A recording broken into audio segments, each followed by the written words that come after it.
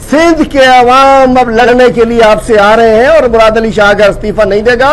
इंशाअल्लाह वजीर आला सिंध का घेराव करके इस डाकू, चोर, इस मिस्कीन व्हाइट कॉलर क्रिमिनल वजीर आला से इस्तीफा दिलाएंगे।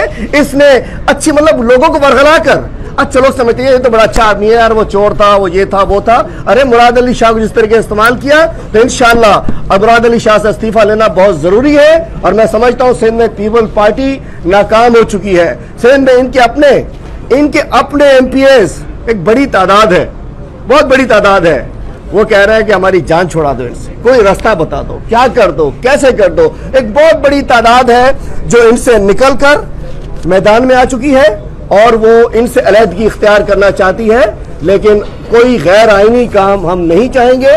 आज गैर आईनी कायम करना चाहें तो अभी इजलास बुलवा के 42 क्या मैं समझता हूं कि 87 सिग्नेचरों का इजलास बुलवा सकते हैं हम।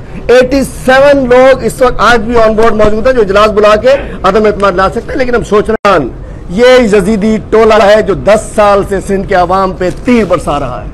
ये सिंध का यजीदी टोला 10 साल से थर के अवाम पे तीर बरसा रहा है। 10 साल से पूरे सिंध के मजबूर, मासूम, गरीब, मिस्कीन अवाम के ऊपर ये यजीदी टोला, इस यजीदी टोले का सरबराह आसिफ जरदारी, मुराद अली शाह, फरियाल तालपुर, बिलावल जरदारी और अली बाबा 40 चोर का पूरा टब्बर।